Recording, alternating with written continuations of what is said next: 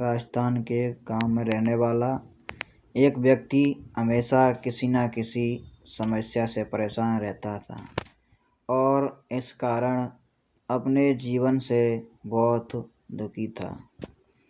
तो एक दिन उसे कहीं से जानकारी प्राप्त हुई कि एक पीर बाबा अपने काफिले के साथ उसके गांव में पधारे हैं। उसने तय किया कि वह पीर बाबा से मिलेगा और अपने जीवन की समस्याओं के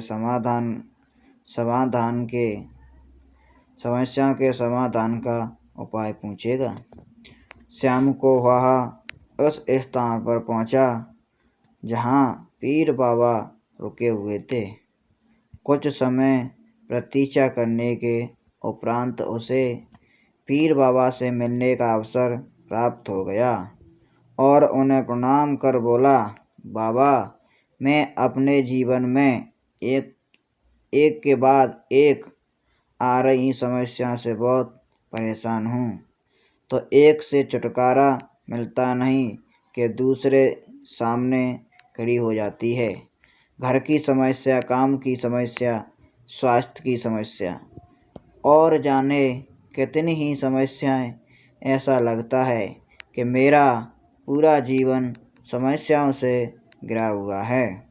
कृपया करके कुछ ऐसा उपाय बताएं कि मेरे जीवन की सारी समस्या खत्म हो जाएं और मैं शांतिपूर्वक और खुशहाल जीवन जी सकूं। तो उसी पूरी बात सुनने के बाद पीर बाबा मुस्कुराए और बोले, बेटा, मैं तुम्हारी समस्या समझ गया हूँ। उन्हें हल करने के उपाय मैं तुम्हें कल बताऊँगा। तो इस जीवन तुम मेरा एक छोटा सा काम कर दो। व्यक्ति तैयार हो गया। पीर बाबा बोले, बेटा, मेरे काफिले में ऊँट हैं। मैं चाहता हूँ कि आज रात तुम उनकी रखवाली करो। जब सभी 100 ऊँट बैठ जाएं, तब तुम सो जाना। तो यह कहकर पीर बाबा अपने तम्बू में सोने चले गए। तो व्यक्ति ऊँटों की देखभाल करने गया। अगली सुबह पीर बाबा ने उसे बुलाकर पूछा, बेटा, तुम्हें रात को नींद तो अच्छी आई ना? कहा, बाबा, पूरी रात में एक पल के लिए भी सो ना सका। मैंने बहुत प्रयास किया कि सभी ऊँट एक साथ बैठ जाएं ताकि मैं चैन से सो सकूं, किंतु मेरा प्रयास सफल ना हो सका। कुछ ऊँट तो स्वतः बैठ गए और कुछ मेरे बहुत प्रयास करने पर भी नहीं बैठे। तो कुछ बैठे भी गए तो दूसरे उठ खड़े हुए। इस तरह पूरी रात बीत गई। व्यक्ति ने उत्तर दिया। पीर बाबा मुस्कुराए और बोले, यदि मैं गलत हूँ तो तुम्हारे साथ कल रात यही हुआ। नंबर 1, कई ऊँट खुद ब खुद बैठ गए। कईयों को तुमने अपने प्रयास से बैठाया। नंबर 3, कहीं तुम्हारे बहुत प्रयासों के बाद भी नहीं बैठे। बाद में तुमने देखा कि वे उनमें से कुछ अपने आप ही बैठ गए। तो बिल्कुल ऐसा ही हुआ बाबा। तो व्यक्ति तत्परता से बोला कि तब पीर बाबा ने उसे समझाते हुए कहा कि क्या तुम समझ पा गए कि जीवन की समस्या इसी तरह है। तो कुछ समस्या अपने आप ही हल हो जाती हैं और